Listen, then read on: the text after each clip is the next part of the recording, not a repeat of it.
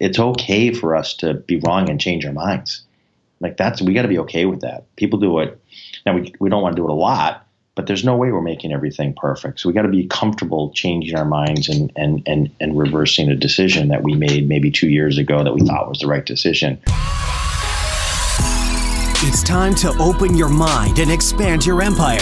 You're listening to The Ted Huff Show. Join in for stories that embrace imperfections and become the inspiration you need to achieve true greatness in your life through actionable progress in the pursuit of self-discovery, self-improvement, and self-purpose. Where will your story take you? Now let's get it started with the man himself, your host, Ted Huff. This is episode 21 of The Ted Huff Show. We have the CEO of BlueSnap, Ralph Dangelmaier, who has grown both public and private technology companies with a focus on marketing, sales, and product development. In this episode, we learn about how Ralph developed his leadership strategy that named him a top 50 SaaS CEO by the SaaS Report and earned him a place on Ernst & Young's Entrepreneur of the Year program. Hey, Ralph, thanks for joining us today. I really appreciate it. You and I have touched base on a number of different occasions, and we're from the same industry, so it's kind of fun to be able to talk to somebody that speaks the same lingo as I do. But before we start to dive into your business and how all of that came to be, let's kind of give everybody an understanding of who Ralph is and where he came from, and we'll start from there. Sure. Thanks for having me on. And it's Ralph Dangelmaier. I'm currently the CEO of BlueSnap, and I'm from the Boston area. I grew up here. I've worked here my whole life. I've gone to school here. However, I've traveled a lot over the last 30 years, and I've been in payments at 6 different companies. And I guess I sort of grew up with fintech, not really planning it that way. I kind of fell into it when I came out of school the late 80s and went into Bank of Boston, which is now part of Bank of America, and worked in a bank operations role that was newly formed called the Operations Management Development Program. So it was a 1-year program on how to be a manager of payments, which is amazing because I don't think they do that now, and I think we desperately need that out in the market. So that's what I did, and met a really cool startup fintech company called Bankware. Joined that company after the bank, and we grew that really nicely, about 10x, and that became part of SunGard. I was there for a little bit, and then I ended up going to work for another small company called P&H Solutions, which was super innovative. We ended up building the first online cash management system for banks in North America. So a lot of fun. We had about 80% of the market. And after about 6 or 7 years, we merged into ACI Worldwide, which was another great growing company in the middle of a transformation. They had made a great reputation for themselves in the authorization of ATM and debit machines with fraud and other tools bolted in.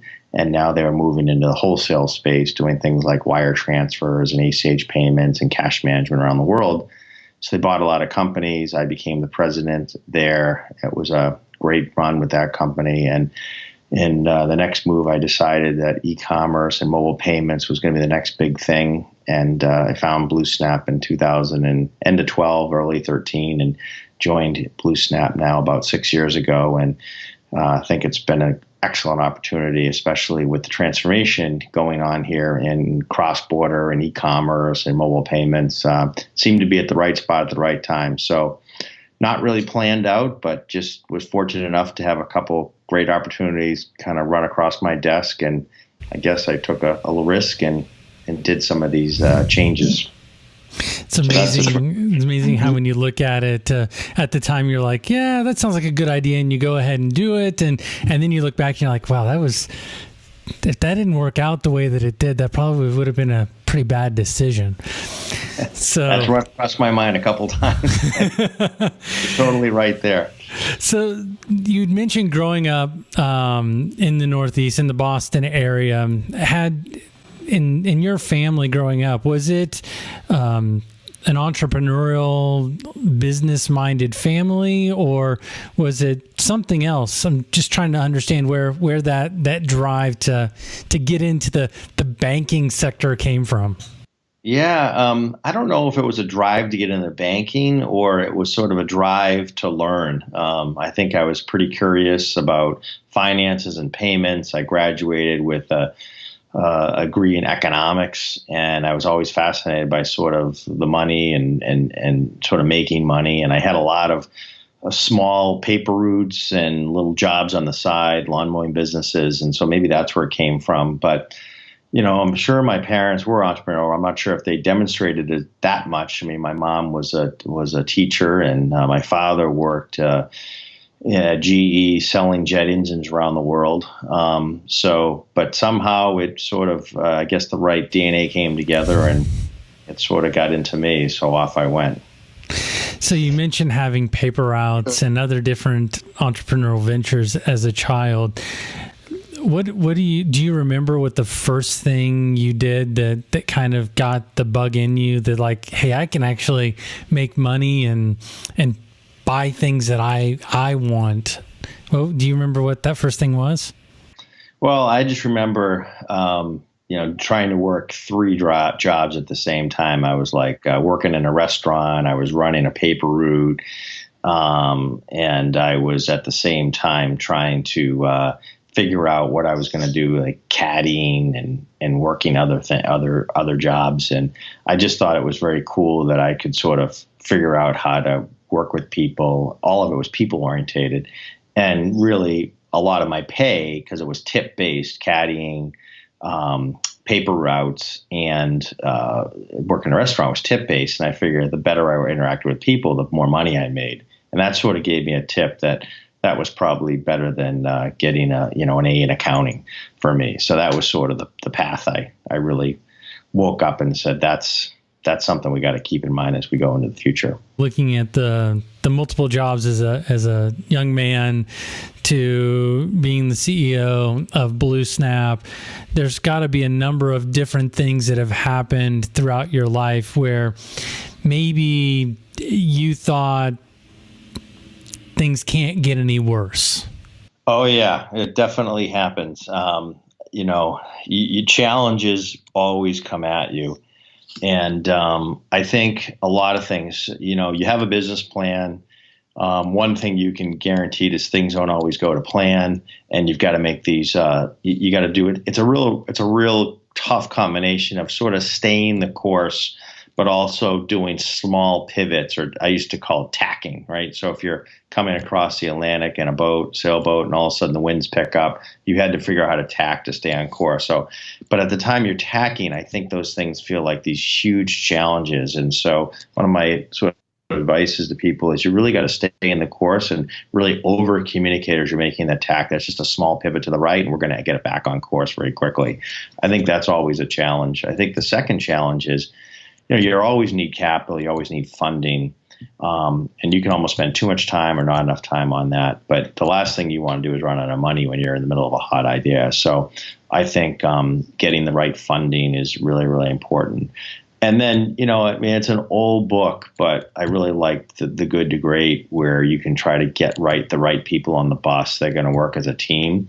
I mean, obviously, we are from New England, and a lot of us are Patriots fans, and some people don't like the Patriots, and I understand that, but I still find it hard not to respect the way they operate, because he gets the right people on the team, and no matter what happens, they seem like they're always competitive by getting people to do the right thing. Now, I've been fortunate. A lot of my team has been around for a long time, but getting everybody really working together is a big part of what I believe in. So I think it's around communication, it's around making sure you have capital, and it's around getting the teamwork, and then charging ahead from there. So that's what I think has been successful. So I'm going to bring you back just a little bit, because I'm hoping that we can find a specific item, a specific time to really think about where because we'd mentioned earlier that you'd found that there were a couple times where you're like, okay, enough's enough.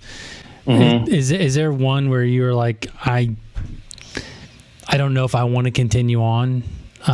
Whether it be business or personal, whatever it might be, and then what did you do to snap yourself out of that mindset? Sure. Well, I think something just jumps in my mind. Luckily, not really personal. I can tell you, I've been probably lucky in that sense, where I think I'm a pretty positive person. I feel like I can always sort of find my way out. But I do remember a big event in the 1996, if you can imagine. We're going to go back almost 25 years. But we were building, as you know, in this payments business, something called cash management, where basically businesses would be able to figure out how to move money around globally and domestically. And we were selling this product that was Windows-based that you would install onto a machine. And sales were going down, and I had just gotten into the company, and it looked like nobody wanted to buy these big, complicated, send out 25 disks and install them on your computer, especially with Y2K looming. And I happened to go to a couple of banks, and the banks turned to us and said, geez, why would we ever buy this? We think we should just access it online over this thing called the browser. And I'm like, well, what's a browser? And got really ingrained into this idea. I think this thing's a fabulous idea. And at the time, the CEO of the company and some of the folks that we were working with didn't want to do this idea. And I just figured I hit a breaking point where I said, what we're selling is definitely not going to work. And this looks like the future if we can get it right. And quite frankly, I resigned from the company. And I left, I resigned, and I gave my 2 or 3 weeks notice. And before I left, a board of directors and people came back and said, wait a minute, you got to stay and help see this idea through. We think it's a great idea. And it turned out being transformational. I mean, obviously, it became the way we all interact and do business. I mean, I don't think anyone can imagine that they're doing workstations locally to move money. Everybody's doing it online. Back then we called it Windows Online, and back then we called it an online data center. Now it's cloud and browsers. But I remember that being a really critical point where I just said I had enough, and I can't keep putting my energy behind something that I believe is absolutely long term going to fail. So that was an interesting turn for me. So you have a quote that I find interesting because I've heard it, and I've heard it mean a number of different things. So when you say "don't be a donkey," what does that mean to you, and what should others take away from when you make that comment? Well, that's an internal quote, so I'm not sure how you got that, but it's sort of a little bit of a phrase that I use, and I don't know where I got it from. It just kind of popped into my head one day. And it's kind of like, let's use some common sense. I really try to get everybody to use their common sense. If we have a policy or we have a procedure, and maybe it was written a year or two ago, maybe it's meant for 90% of the time, just step out of it and say, this doesn't make sense to me, and I think we should do something different. And we have an open door policy with the management, and everybody can use an email. And so that's my point, is just use your common sense, and let's try to do what we think is the right thing for the customer, for the company. And that's the expression. I say, let's not be donkeys, let's get it right. And people, I think, are scared now. They don't want to be called a donkey. I do mean it in jest and fun, but that is the quote that I think my team is probably referring to. So does anybody get like a golden donkey on their desk when they do something that just doesn't make a whole lot of sense? No, we don't. We talked about having a Donkey of the Month award, but we figured that wasn't really great for morale. No, understood. What is something that nobody or very few people know about Ralph? I think what some people don't really know is maybe deep down sometimes I'm much shyer than people want to know. I think I was a more shy, quiet kid in high school, growing into college. And so I really sometimes got to put the energy in to get up and get up in front of people and start articulating, talking, and getting going. I'm sure people would be shocked to hear me say that.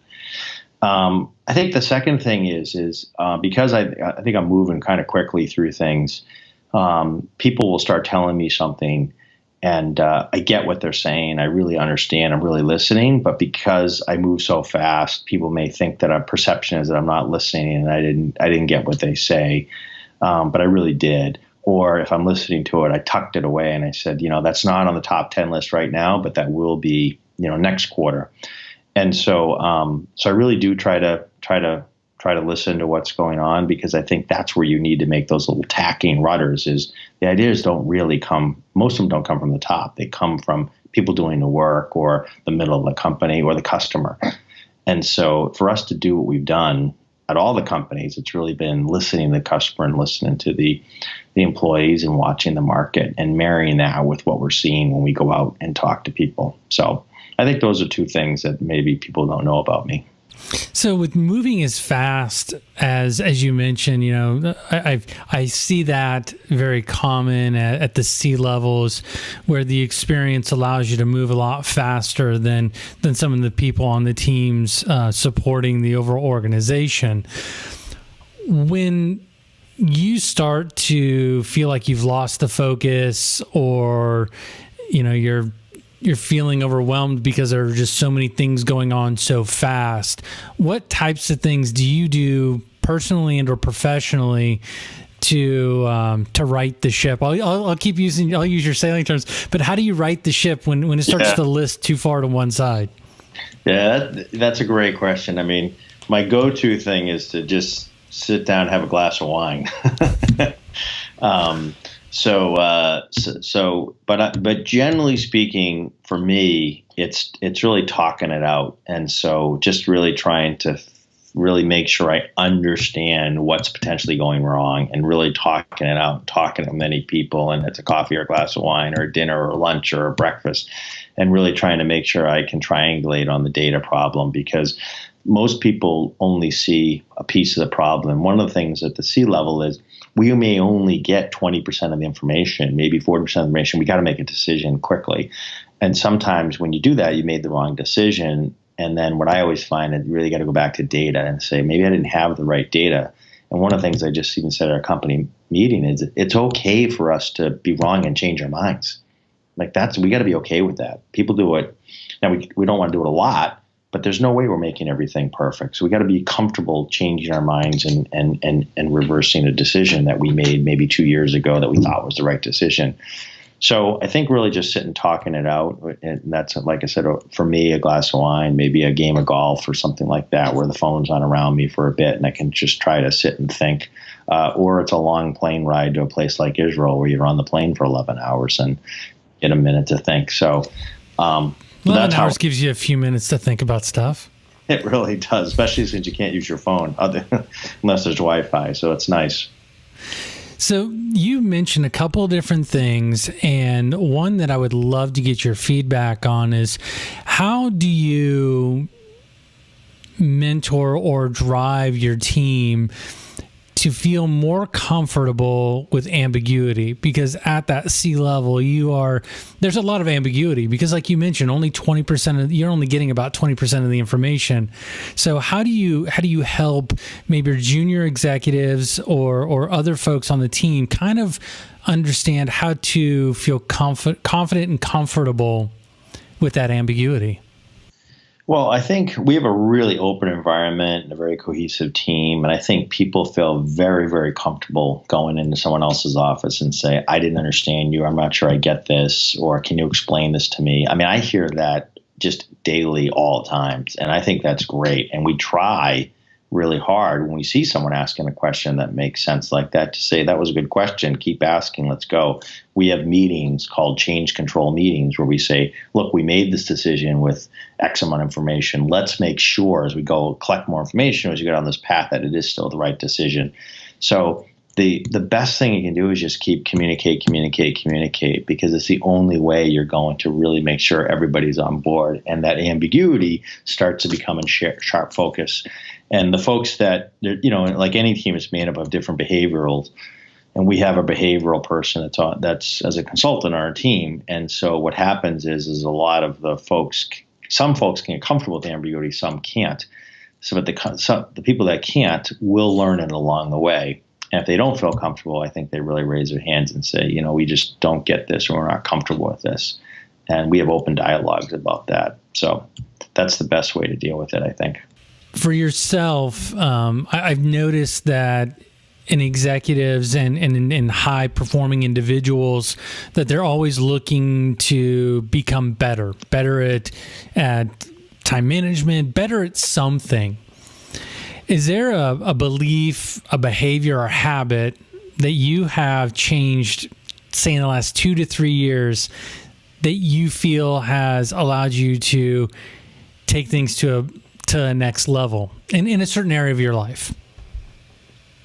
Well, I don't know in the last 2 or 3 years, but I think it kind of goes back to this communication piece, just really working on communication. I think you assume everybody's on the same page. You assume people are knowing what's going on.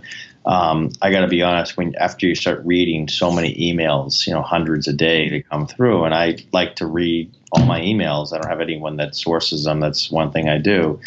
I decided that it would be helpful to maybe add some consultants to the staff that can help on communicating with the people on a marketing point of view or even on writing. So I started doing a little bit more of that, just to get people to understand some of the beliefs that we have, some of the culture things that we're trying to believe in, to make people feel more comfortable communicating, using common sense, working the details, the things that I really believe that are making us successful. So that's something I've spent a lot more time and effort on, and I believe that will pay off. So you would say that the major thing that you've changed is really just tried to fine tune your communication skills and really just trying to make it more clear or more frequent? That's right. And try to almost have, there's another small saying, I think, which is you'd rather have small confrontations than a big one. And sometimes it's okay to have small confrontations on something, but you don't want that big one to happen. But you got to work at that, because it's so easy to get, go to bed Sunday night, wake up Monday morning, and go, I do not want to give this person feedback. I don't want to do the performance review. I don't want to tell this customer you can deliver something. And it's just easy to procrastinate those things you don't want to do. Nobody likes to do that stuff. And so, but if you can just do it on a regular basis, every week, every 2 weeks, and really communicate those things, and I think it just makes things so much easier. And you just don't have, we made a big change this year in our company. We're going to remove the annual performance reviews, because we just said, if you're doing a good job as a manager, that should just not be you. Yes, you can do raises and you can do performance bonuses and all those sorts of things, but you should be communicating, every week, every month, every quarter with your employees. And if you're not, it shouldn't be a one-time, once in a year thing. And so, I really, that's a big change for us, and I think that's going to see dramatic impacts on how we deal with our growth. Yeah, that'll really also help with understanding individual morale, understanding behaviors, and as well as driving those quote unquote underperforming. And for those who can't see that are just listening, I use air quotes underperforming because it's been stated in a number of different studies that underperforming individuals are just individuals that are not engaged in what's going on in the business. And I think by doing something like that, Ralph, that'll really help increase the engagement from those individuals. That's what our belief is. You're right. What 3 things do you believe that people could walk away with immediately after watching or listening to the show that will help them move themselves to the next level in life, in business, and just in overall happiness? It's really important to have sort of a curiosity and sort of understand what others get or what others are doing. I find a lot of times we don't ask any questions. We walk into a meeting, we start saying, this is what I want to do. And you don't read the room. You don't look at what others are doing. I think that generally speaking, no matter what you are, people do want to share what they're doing, especially if they're doing something that they're passionate about. So I think it's wrong to walk in a room and say, hey, let me tell you why I'm here, versus saying, I came here because I want to learn a little bit of what you're doing, and maybe there's a way to partner and let the other person talk. So I do think that's a really, really important piece of learning. I think the second piece of it is really trying to create what I would call that ROI. Like people can talk about partnerships, they can talk about working together, they talk about getting their next. But what's in it for me and you? Is it what's in it for me from a personal point of view? What's in it for me from a financial point of view? It's not always about money. As a matter of fact, I think there's a great statistics that show, people work at companies. Yes, they want to get paid, but the reason they leave is usually not about the money, right? It's more about the value organization, the commitment, the people they're working with. And so I find that, when you ask some simple questions about, why are we in this partnership together, and you look around, you can't understand, I think that's a thing that most people might miss or not be able to articulate clearly.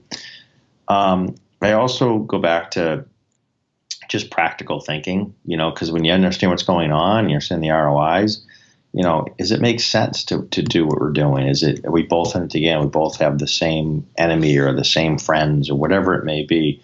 I think it allows you to work together. And then I think the other thing I look for is sometimes people just give up too easy. Being successful and growing things, it's hard. You got to have perseverance. I'm going through this right now with sometimes my kids trying to find jobs. They're like, well, they didn't respond to me. Well, call them again. That's just one no. You're going to get comfortable getting 7 no's, right?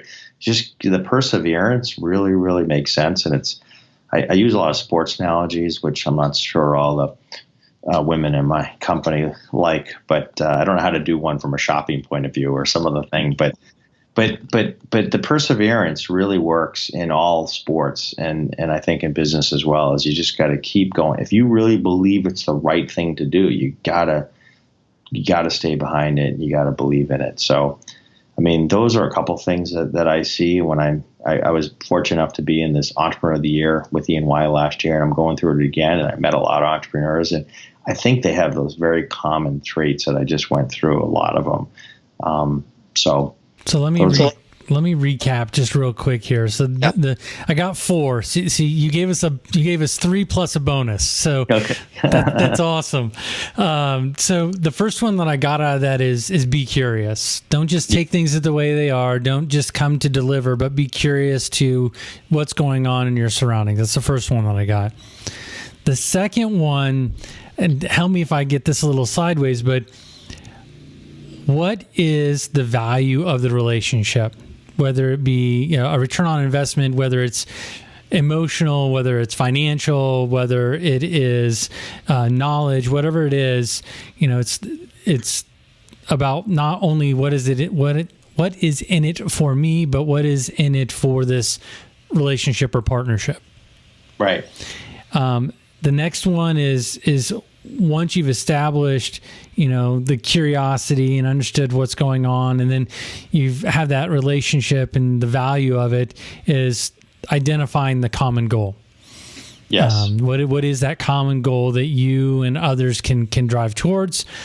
And then last but not least is, and this is the bonus one, folks, is be tenacious. Just be tenacious, keep going after it, because that's what's going to get you to the end goal that you're looking for. Yes, that's right. Well said. Awesome. So before we go, I want to make sure that everybody has the best way to get a hold of Ralph, to see what Ralph and the BlueSnap team are doing, or what Ralph is doing personally. What's the best way for them to get in touch with you? Well, if they don't know me, Ralph@BlueSnap.com is a great way to email out to me. I do get a lot of touches on LinkedIn as well. Quite a few people. I think that's how we originally got in touch with each other. I was following you and I was watching your posts, and maybe you were watching mine. And I said, geez, it's got a lot of cool things to say, especially around fintech. And so reaching out there, I read all of them, and I usually respond. So those are the two best ways. Well, Ralph, I appreciate you taking the time to sit down with us today and to give us a little bit of a peek into who Ralph is, a little bit outside of business, and the mindset that you have to move everything forward within your business, and really appreciate it. Thanks, Ted. Great speaking to you, Jay. That's it for this episode of The Ted Huff Show. But we know you're wondering where you go from here. TedHuff.com makes it easy for you to get notifications for new episodes, specialized contests, exclusive giveaways, and upcoming events simply by signing up for our mailing list. You'll get access to all this and more by visiting TedHuff.com. That's TedHuff.com. Until next time, open your mind and expand your empire right here on The Ted Huff Show.